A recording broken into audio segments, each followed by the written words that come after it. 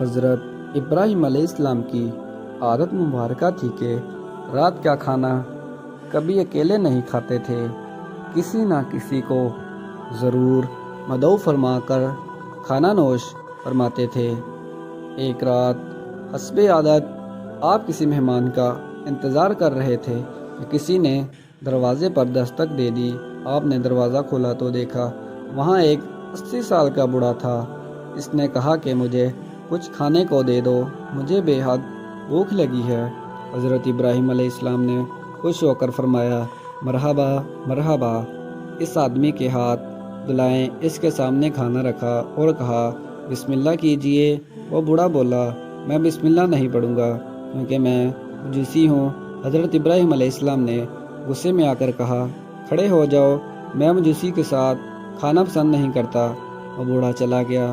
ادھر پلکیں جھپکتے ہی حضرت ابراہیم علیہ السلام آئے اور بولے، اللہ نے فرمایا ہے اے ابراہیم علیہ السلام، منکر تو وہ میرا ہے، میں نے تو 80 سال میں کبھی بھی اس کا رزق نہیں روکا۔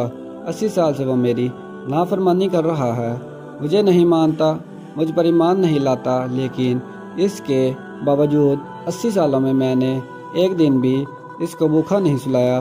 حضرت ابراہیم علیہ السلام یہ سنتے ہی اس مجوسی کے پیچھے دوڑے، تھوڑی دور گئے تو وہ مل گیا۔ آپ علیہ السلام نے فرمایا، اے اللہ کے بندے، مجھے معاف کر دو اور میرے ساتھ چل کر کھانا کھا لو، آپ کی وجہ سے اللہ مجھ سے سخت ناراض ہو گیا ہے۔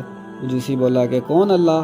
آپ علیہ السلام نے فرمایا، وہ ذات جس نے ساری کائنات کو پیدا کیا ہے، اللہ وہ ہے جس نے ہر شے کو تخلیق کیا اور خوبصورت شکل میں ڈالا، اللہ وہ ہے جو تمام مخلوقات کو رزق دیتا ہے، جس نے تجھے اور مجھے اب تک زندہ رکھا ہوا ہے۔ مجوسی حضرت ابراہیم علیہ السلام کی یہ بات سن کر رونے لگا اور بولا، کیا کہنے ہیں تیرے رب کے، اے اللہ کے بندے، تیرے رب کا تو اخلاق بہت اعلیٰ اور عظیم ہے، میں اتنے پیار کرنے والے عظیم رب پر ایمان لاتا ہوں۔ چنانچہ اس نے کلمہ پڑھا اور اللہ پر ایمان لے آیا۔ عزیز دوستو، ہمیں نفرت گناہگار سے نہیں بلکہ اس کے گناہ سے کرنا چاہیے۔